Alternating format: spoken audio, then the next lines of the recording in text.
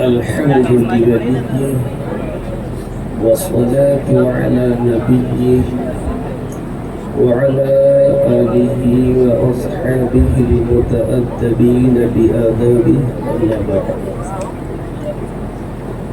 فأعوذ بالله من الشيطان الرجيم بسم الله الرحمن الرحيم ولا تحسبن الذين قتلوا في سبيل الله أمواتا بل أحياء عند ربهم يرزقون صدق الله العظيم. منبر پاک پر جلوہ افروز محترم المقام جمیع اساتذہ دارالعلوم الجامعۃ الاسلامیہ روناہی، بالخصوص پیکر اخلاص و محبت فیاض طبیعت حضرت علامہ مولانا قاری جلال الدین صاحب قبلہ سربراہ اعلیٰ، منبر نور پر جلوہ گر ہمارے تمام محبین، مخلصین، ارباب علم، یہ ہمارے سامنے موجود ہمارے احباب کی ایک لمبی جماعت، جملہ سامعین، آئیے کچھ بولنے سے قبل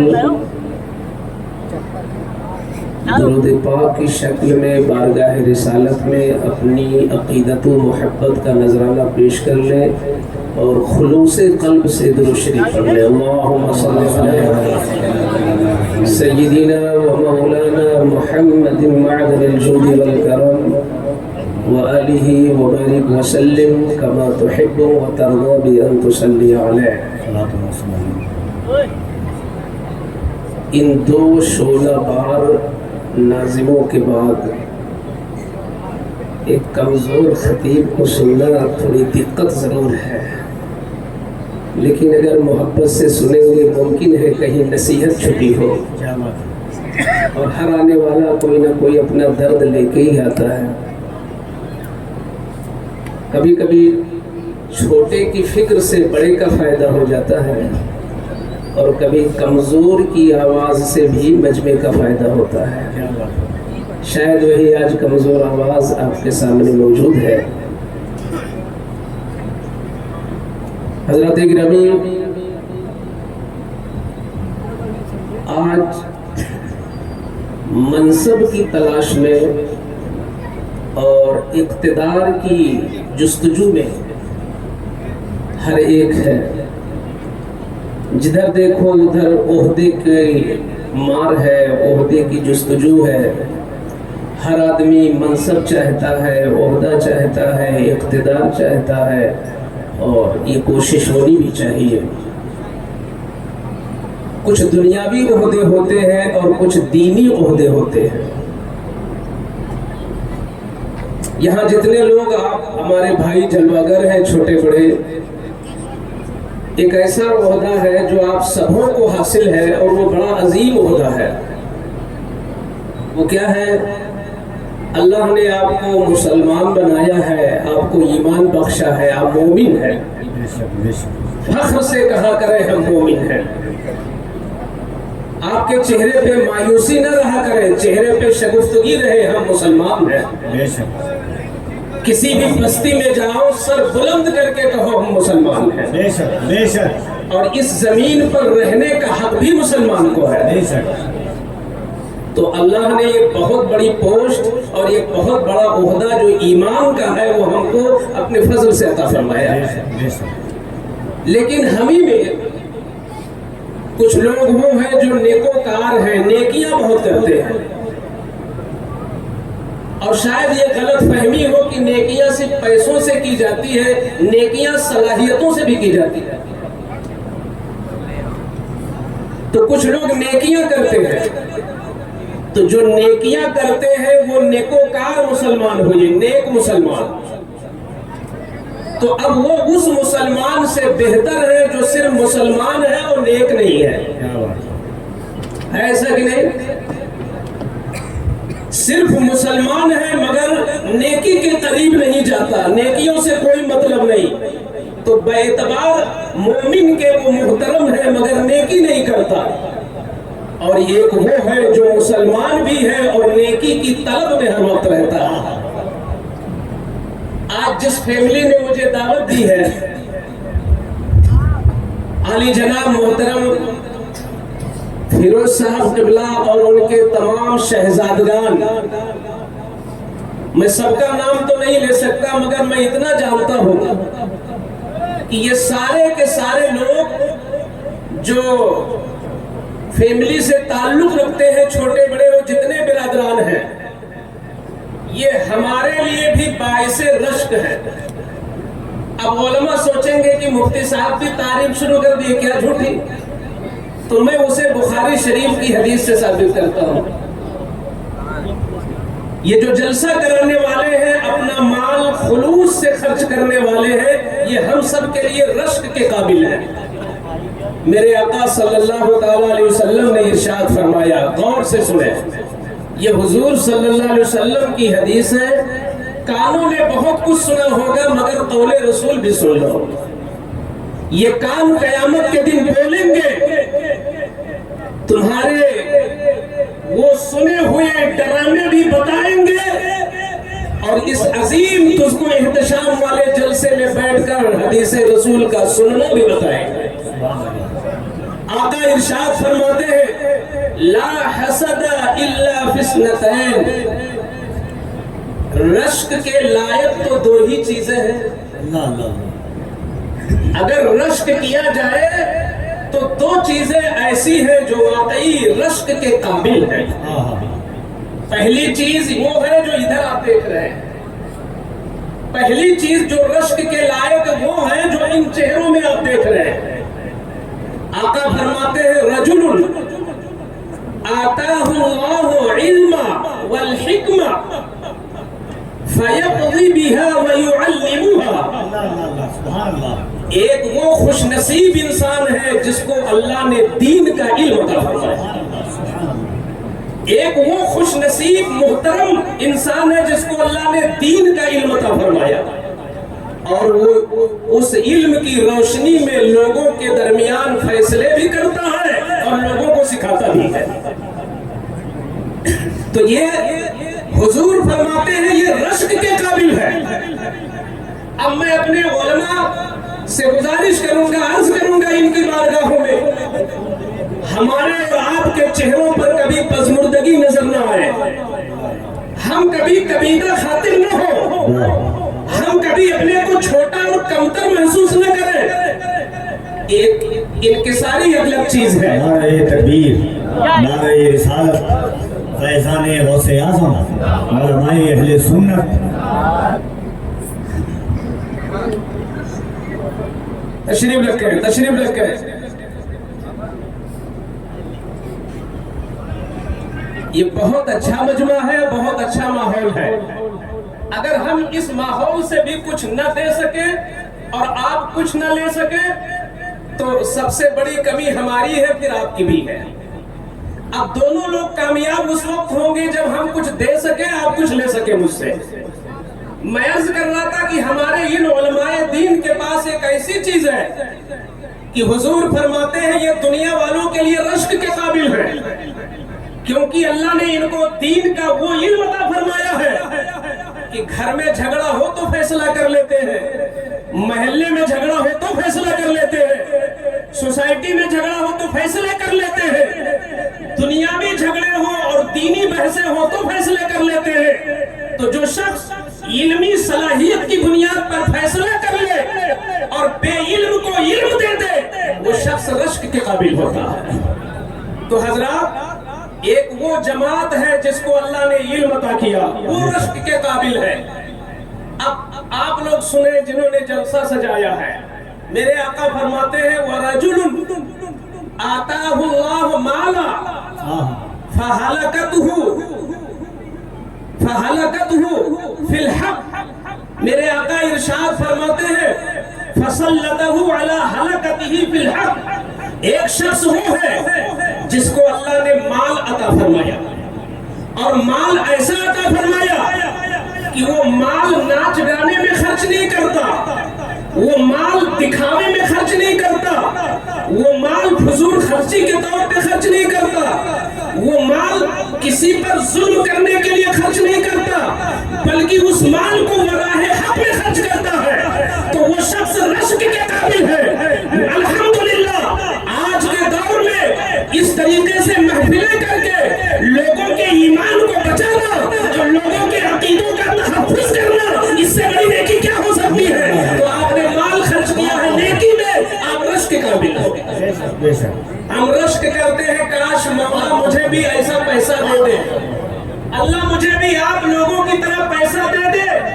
تو آپ نے اگر 2 لاکھ میں 1 جلسہ کیا ہے تو ہم 2 لاکھ میں 8 جلسے کریں گے، اس لیے کہ میں اس نظریے کا مالک ہوں، میں اس نظریے کا مالک ہوں کہ ہم جلسہ بھی کریں گے اور فجر کی نماز بھی پڑھیں گے، ہم جلسے بھی کریں گے اور کل آنے والے مدرسے ہم اپنی ڈیوٹی کو بخوبی انجام بھی دیں گے انشاءاللہ، ہم جلسے بھی کریں گے، ہم اپنی تجارت کا حق بھی ادا کریں گے، ہم جلسے بھی کریں گے، ہم اپنے بچوں کا بھی حق ادا کریں گے، اس لیے ہم چاہیں گے کہ اللہ آپ کی طرح پیسے دے دے تو ہم اس جلسے کو 8 جلسے میں تبدیل کر دیں گے۔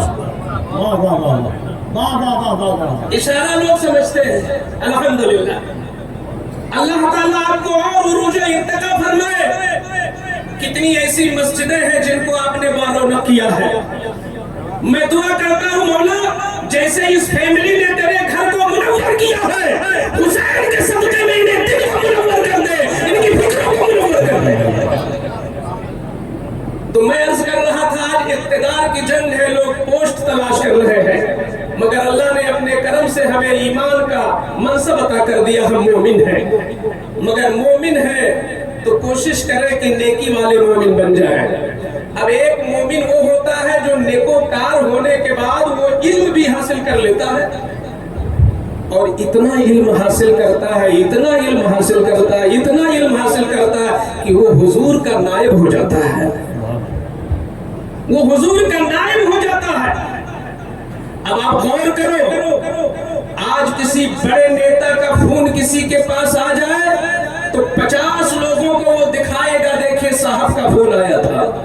اگر کسی کے ساتھ انہیں چائے پینے کا موقع مل جائے تو 10 محفلوں میں تذکرے کریں گے، میں نے ان کے ساتھ بیٹھ کر ناشتہ کیا ہے۔ دنیا کہاں جا رہی ہے؟ پی ایم تم سے بات کر لے، سی ایم تم سے بات کر لے، تم کو اپنے گھر پہ بلا لے، تمہیں فون کر دے تو تم فخر سے سر بلند کرتے ہو۔ ارے علماء فخر سے سر بلند کرو، رسول اللہ نے تمہیں اپنا نائب کہا ہے، تم مصطفیٰ کے نائب ہو۔ اور میں بتا دوں آل رسول کے قدموں میں لگی ہوئی دھول ہماری آنکھوں کا سرما بنے، لیکن مجھ کم علم نے جہاں تک مطالعہ کیا ہے، میں نے حسب و نسب پر اتنی فضیلت نہ پائی جتنی فضیلت میں نے علم کی پائی ہے۔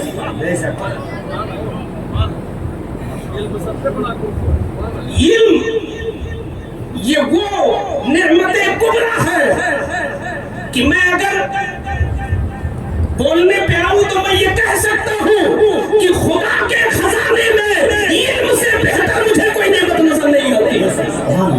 خدا کے خزانے میں اللہ نے وہ نعمت جسے عطا فرمائی ہے انہیں ہم علماء کہتے ہیں۔ یہ علماء دین ہمارے سامنے جلوہ گر ہے۔ کے ساتھ استقبال کریں شہزادہ غوث اعظم آل نبی حضور سے جری شباہت میاں کی آمد ہے۔ نعرہ تکبیر، نعرہ رسالت، آمد اولاد غوث اعظم، اولاد حضور غوث اعظم، سنسلک اعلیٰ حضرت، فیضان اعلیٰ حضرت، سرزمین نوراہی، سرزمین روناہی، علماء اہل سنت، شان خاتون جنت کانفرنس، فیضان خاتون جنت، نعرہ تکبیر، نعرہ رسالت، علماء اہل سنت۔ جو لوگ تعظیم کر چکے ہیں وہ بیٹھ جائیں، درود شریف پڑھ لیں۔ اللہم صلی علی سیدنا و مولانا محمد۔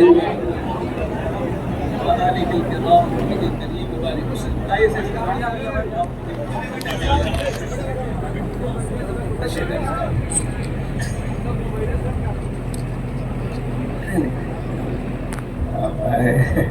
آپ کے وجود کی برکتیں مجھے نصیب ہوں گی. درود شریف پر اللهم صل على سيدنا ومولانا محمد معدن الجود والكرم وآله وبارك وسلم كما تحب وترضى بأن تصلي عليه. تو جس مسلمان نے نیکی کے جذبے کے ساتھ علم کا نور بھی پا لیا اور اتنا علم دین ملا کہ وہ عالم دین ہو گیا, پیارے آقا کی نیابت اور وراثت جسے مل گئی, وہ اس سے بھی بہتر ہے جو صرف نیکی کرنے والا ہے. سبحان اللہ. جو صرف نیکی کرنے والا ہے اس سے وہ عالم بہتر ہے کہ جس کو اللہ نے علم کا نور عطا فرمایا. اچھا پھر ایک اور وجہ ہوتی ہے, اگر عالم محنت کرے, اگر عالم تقوی پہ آ جائے, اگر عالم زہد اختیار کرے, اگر عالم پرہیزگاری پر محنت کر لے, تو کبھی کبھی عالم ہونے کے ساتھ ساتھ وہ ولی بھی ہو جاتا ہے, ولایت کا درجہ عطا فرماتا ہے.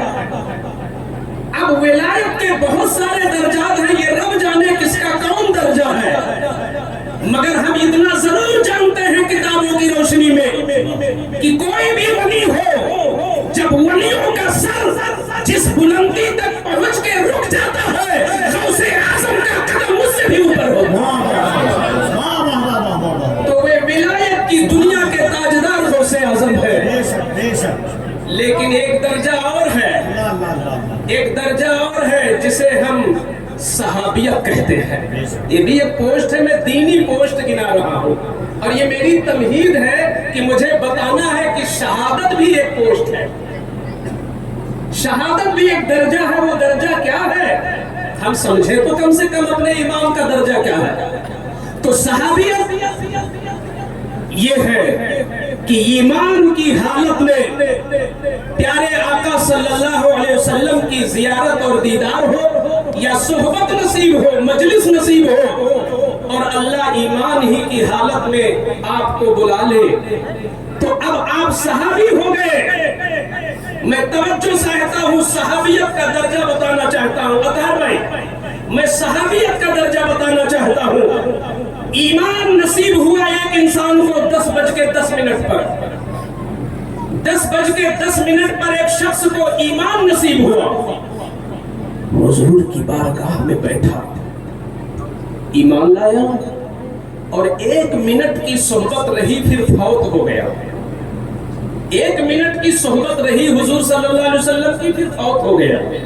نماز کا موقع نہیں ملا, روزہ کا موقع نہیں ملا, حج نہیں کیا, عمرہ نہیں کیا, صدقہ فطرہ کوئی ایسی خیرات اس نے نہیں کی, صرف مجلس مصطفیٰ سے شرفیاب ہوا, اور 1 لمحے کے بعد وہ فوت ہو گیا.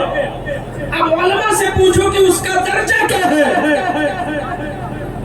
60 سال تک عبادت کر کے جس ولی کو ولایت کا کوئی درجہ نصیب ہوا تھا, جس قطب کو قطبیت کا کوئی درجہ ملا تھا, اب اس 1 منٹ کی صحبت پانے والے کے برابر نہ دنیا کا کوئی خاص ہو سکتا ہے, نہ کوئی ابدال ہو سکتا ہے, نہ کوئی قطب ہو سکتا ہے. صرف مصطفیٰ کا چہرہ دیکھ لینے کے لیے.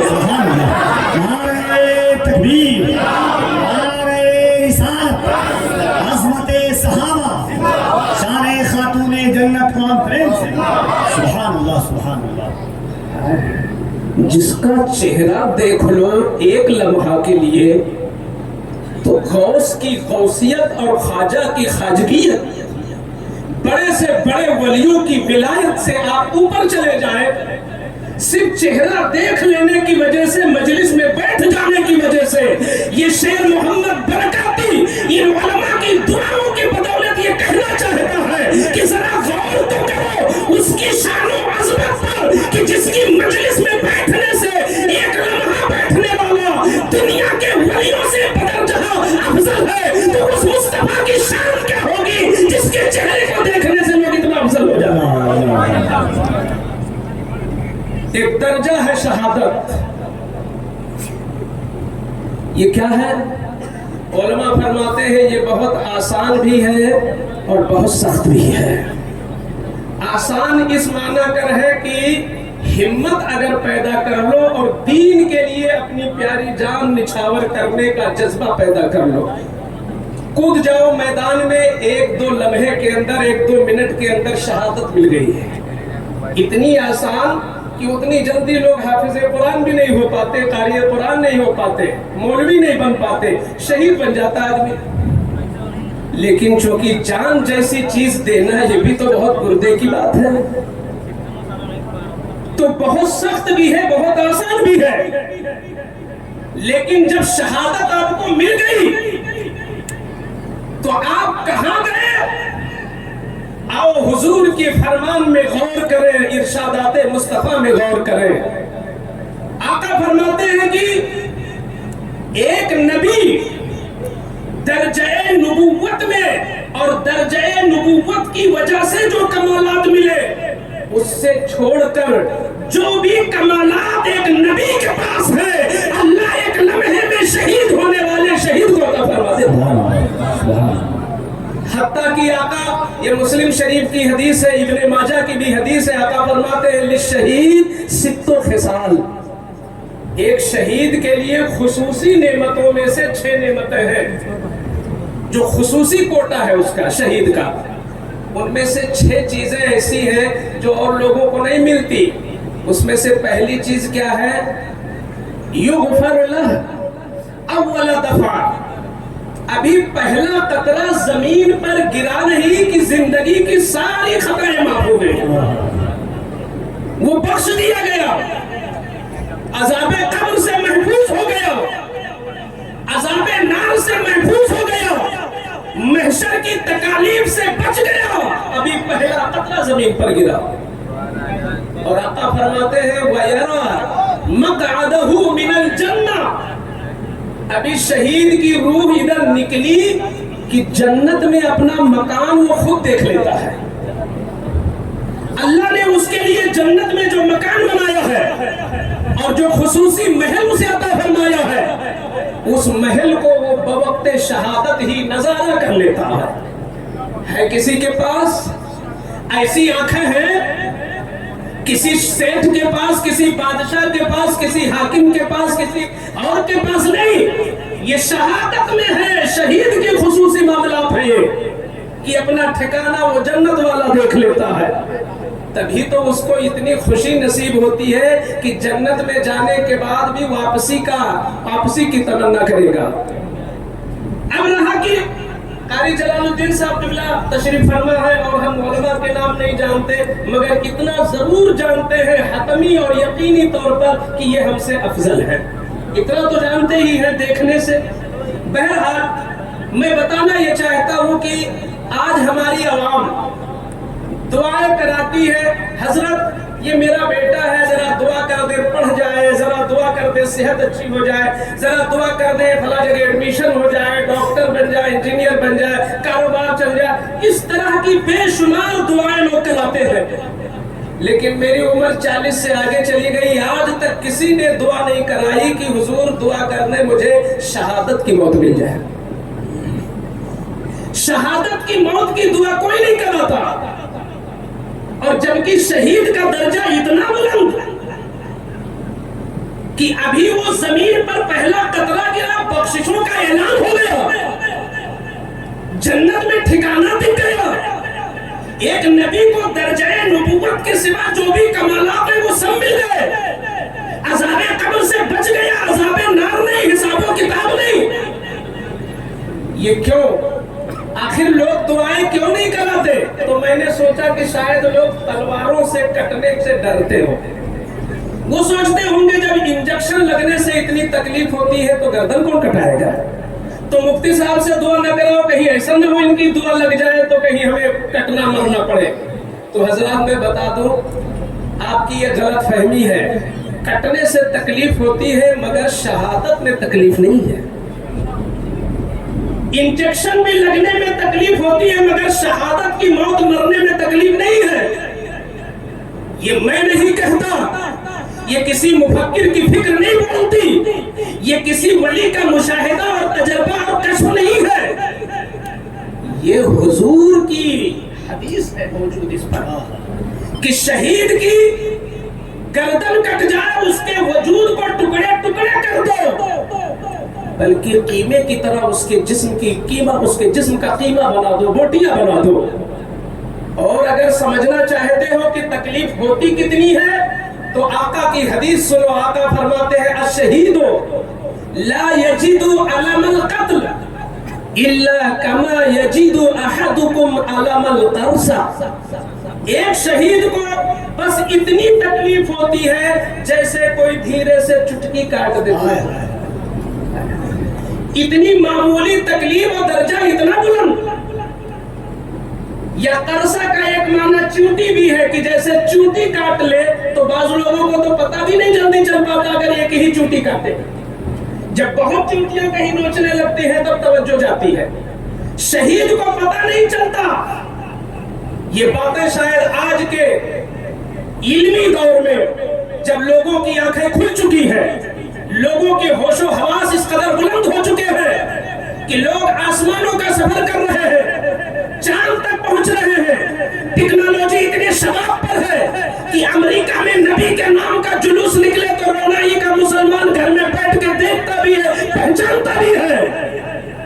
حضور سید شباہت میاں اگر ملک دیگر میں بھی خطاب فرمائے تو حاجی اطہر صاحب اپنے گھر میں بیٹھ کے ملاحظہ بھی کر رہے، آواز بھی پہچان رہے، انداز بھی دیکھ رہے۔ یہ ہماری ٹیکنالوجی کی ترقی ہے۔ اس ٹیکنالوجی کے دور میں اگر میں یہ کہوں کہ گردن کٹ جائے، گھوڑے تمہارے جسم پہ دوڑے اور تمہارے جسم کی بوٹی بوٹی ہو جائے مگر صرف چٹکی کاٹنے کی طرح تکلیف ہوتی ہے تو آپ کے اندر اعتراض ضرور پیدا ہوگا، یہ کیسی باتیں کر رہے ہیں۔ لیکن آؤ ذرا قرآن کے قریب، آؤ ذرا شریعت مصطفیٰ کے قریب اور سمجھنے کی کوشش کرو کہ ہاں ایسا ہو سکتا ہے۔ اور آج کے دور میں یہ سمجھنا بھی مشکل نہیں ہے۔ آپ نے دیکھا ہوگا انسان کا آپریشن ہوتا ہے، اسکرین پہ وہ خود اپنی آنکھوں سے دیکھ رہا میری ہڈیاں توڑی جا رہی ہے، باقاعدہ اس کا کولا بدلا گیا، باقاعدہ آہنی چیزوں سے اس کے جسم کو خوب کھودا گیا، توڑا گیا، پتہ نہیں چلتا، کچھ پتہ نہیں چلتا۔ کیوں؟ اس لیے کہ ایک ڈراپ، ایک انجیکشن، ایک دوا کا ایسا نشہ ہے جسم پر کہ جسم کے ٹکڑے ٹکڑے ہو رہے ہیں، پتہ نہیں چل رہا ہے۔ صرف یہ سیال دوا، یہ مادی دوا، انسان کی بنائی ہوئی، دریافت کی ہوئی دوا، جس دوا کا نشہ رگوں میں پھیل جائے تو یہ ڈاکٹر کی ٹیم آپ کے جسم کو ٹکڑے کر رہی ہے، پتہ نہیں چل رہا ہے۔ تو اے سنیو، اپنے کان کو کھول کے سن لو، شہید جب بنام شہادت میدان میں کودتا ہے اور نام خدا پہ جب تلوار لے کے میدان میں جاتا ہے تو دنیاوی دواؤں کا نشہ نہیں، خدا کی محبت کا نشہ ہوتا ہے، مصطفیٰ کے عشق کا نشہ ہوتا ہے۔ اس نشے میں اسے کچھ نہیں پتا چلتا، اس نشے میں اسے پتا نہیں چلتا، کیونکہ محبت کا بھی تو نشہ ہوتا ہے۔ جو محبت میں چھیدے گئے ہوں گے ان کو پتا ہوگا، چاہے وہ دنیاوی ہی محبت کچھ نہ ہو، ٹرائی کے لیے اور پریکٹیکل کے لیے تو اتنا بھی کافی ہے کہ اگر آپ کو کسی سے دنیاوی محبت ہو گئی، مجازی محبت، تو وہاں بھی کبھی کبھی احساس فنا ہو جاتا ہے۔ ایک لڑکے کو میں نے دیکھا کہ وہ جس سے محبت کر رہا، ہاتھ پہ اس کا نام بلیٹ سے لکھ لیا، پتہ نہیں چلا، جبکہ اسی لڑکے سے کہا جائے انجیکشن لگوا تو آنکھ بند کر کے وہ ادھر کرتا، تب ڈاکٹر انجیکشن لگاتا ہے، لیکن اسی لڑکے نے بلیٹ سے لکھ لیا۔ کیوں؟ ایک مجازی محبت کا نشہ آ گیا۔ تو جس کو خدا اور رسول کی محبت کا اصلی نشہ مل جائے، اس بات کو اور میں واضح کر دوں، قرآن کا 12واں پارہ ہے، سیدنا یوسف علیہ السلام کا معاملہ ہے۔ زلیخا عاشق ہو گئی حضرت یوسف کے حسن پر، مصر کی سہیلیوں نے ان سے کہا تم نے ناک کٹا دیا خاندان کی، ایک نووارد پر تم نے اپنے آپ کو اس قدر فدا کر دیا، تم بادشاہ کی بیوی ہو کر کے، حاکم کی بیوی ہو کر کے ایک نئے شخص سے دل لگا کے بیٹھ گئی۔ زلیخا نے کہا میں کیسے سمجھاؤں تم کو کہ کون سا نشہ مجھ پر سوار ہے، اگر تم کو سمجھنا ہے تو تم کو پھر میرے گھر آنا پڑے گا، चलो तुम्हारी दावत करती हूँ। दस्तरखान लग गया, खाना लगा दिया गया, हर खातून के हाथ में लेमू और छुरी दे दी गई। उन्होंने हजरत यूसुफ अलैहिस्सलाम से जाके दरखास्त किया कि हुजूर आप वहां से सिर्फ बेनकाब होके गुजर जाए, बस क्रीम पाउडर लगा के नहीं, कमरा बंद करके सवर के नहीं। ये तो दवाइयों का हुस्न है, उनके चेहरे पे तहज्जुद वाला हुस्न था। ये तो पाउडर का हुस्न होता है जिसमें आप फिदा हो, ये तो बनावटी हुस्न होता है जिसमें आप गिरफ्तार हो। उनके चेहरे पे नबूवत का हुस्न था, विलायत का हुस्न था, अल्लाह के तकवे का हुस्न था, ज़ुहद का हुस्न था। हजरत यूसुफ अलैहिस्सलाम गुजरे तो उन्होंने काटना लेमू था, मगर लेमू कट गया, उंगलियां कट गई, पता भी नहीं चला। हुस्न का नशा सवार हो गया यूसुफ के हुस्न का, उंगली कटी, पता नहीं चला। वहीं से मैंने ये अखज़ किया कि मिस्र की औरतों के ज़हनो दिमाग पर हजरत यूसुफ के हुस्न का नशा था, तो उंगली कटी, पता नहीं चला।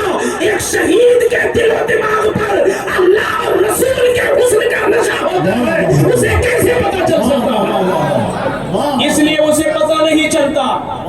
उसी नशे में इमाम हुसैन रज़ी अल्लाह ताला अन्हु दुनिया से तशरीफ ले गए। मगर लोगों,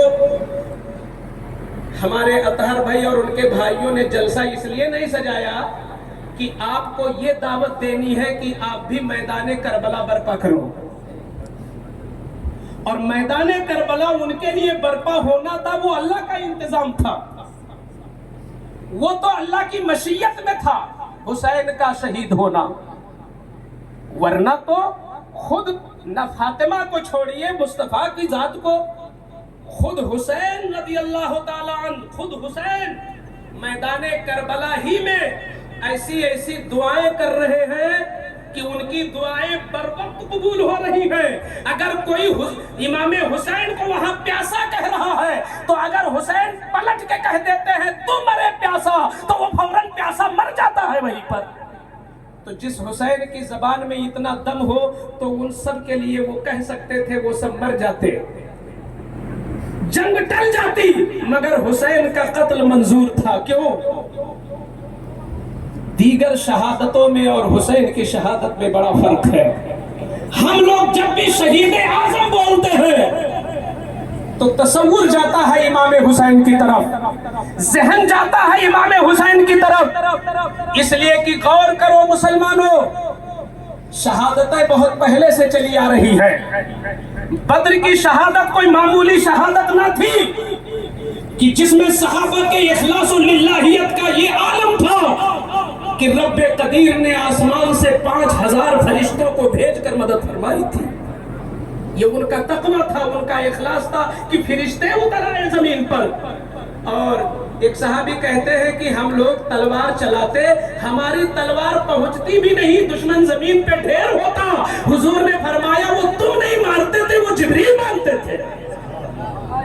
ऐसी ऐसी शहादतें भी हुई, ऐसा ऐसा वाकया भी हुआ, मगर हुसैन की शहादत कुछ अलग है। सैयदना उस्मान गनी को मिस्र में बलवाइयों ने बेदर्दी से शहीद किया। कोहे उहुद के दामन में सैयदना अमीर हमजा की शहादत भी कोई मामूली शहादत नहीं है। जिनकी नाक और जिनके कान वगैरह को इस तरह काट लिया गया कि पैगंबर आखिरुज़्ज़मा सल्लल्लाहु अलैहि वसल्लम ने इस्लाम लाने के बाद, तौबा करने के बाद भी वहशी से कहा था कि ऐ वहशी सामने ना आया करो, मुझे अपने चचा की शहादत याद आ जाती है। इतनी दर्दनाक शहादत, मगर जो मकबूलियत, जो शोहरत, जो अजमत हुसैन की शहादत को अल्लाह ने बख्शा, शायद वो शोहरत उज़्मा किसी को न मिल सकी। इसलिए कि हुसैन की शहादत में बड़ा दर्द है। हजरत हमजा जो शहीद हुए, कुछ देर पहले खाना भी खाया था, पानी भी पिए होंगे, बच्चे महफूज थे, फैमिली महफूज थी, अपने वतन के करीब थे। हजरत उस्मान अपने घर में थे, बाल बच्चे सलामत थे। मगर वाह रे हुसैन, तुम्हारी शहादत को हम लोग हजारों बार सलाम करें। आपकी शहादत में कितना दम है कि आपने वतन को भी छोड़ा है, आपने बाल बच्चों को भी घर से निकाल दिया है। आप ऐसी जमीन पर हो कि साया भी नहीं है, जमीन तांबे की तरह गर्म है, खुला हुआ आसमान है, भूख प्यास का शदीद गलबा है, सामने बच्चों की लाश है, उसके बाद खवातीन की इज्जत का मसला है, फिर भी हुसैन की बहादुरी ये है कि करबला में सैकड़ों को मारते चले जा रहे हैं। ये आधा अगर किसी की शहादत में मिलती है तो हुसैन की शहादत है। उसी शहादत ने इस्लाम को हमेशा के लिए जिंदा कर दिया है। हिफाजत इस्लाम का नाम है शहादत हुसैन। मगर ये ठाठे मारता हुआ मजमा सबक क्या लेके जाएगा? चलते चलते मैं सबक कुछ दे दूं, आपको वो रुतबा नहीं मिल सकता जो हुसैन के लिए था। वो इंतजाम खुदा था खुसूसी तौर पर हुसैन के लिए। आप उसकी मेहनत करेंगे क्या? नहीं। आपके अंदर हुसैन का किरदार भी आए। मजमू में जाकर के सिर्फ हुसैन और आले हुसैन की शहादतों को सुनकर जोशो खरोश दिखाना ये सिर्फ मकसद नहीं है। मकसद ये है कि हमारी इस नस्ल के अंदर, हमारी कौम के रग रग के अंदर हुसैनियत आ जाए, हुसैनी किरदार उतर जाए। हुसैनी किरदार क्या है जरा सोचो। इतने बड़े शहजादे हैं कि हुजूर के कंधे पे खेलने वाले हैं, इतने बड़े शहजादे हैं कि फरिश्ते झूला झुलाने के लिए आ रहे हैं। मगर इनकिसारी का मामला ये है, हाय वो इनकिसारी जिनके घर में जिब्रील है, मुकाबला हो बच्चों का तो जिब्रील आसमान से आ जाए, अल्लाह उनका नाम जन्नत से भेजे। मगर उनकी आजिज़ी जरा देखो कि घोड़े पर सवार होके चल रहे हैं और बगल में रोड के फकीरों ने कहा शहजादे हमारी ख्वाहिश है कि आप हमारे साथ खाना खाएं, हमारे साथ खाना खाएं।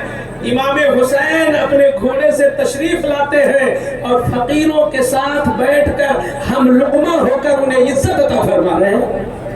आज हमारे बच्चों में तकब्बुर है, आज हमारे बच्चों में गुरूर है, गुरूर का नशा है।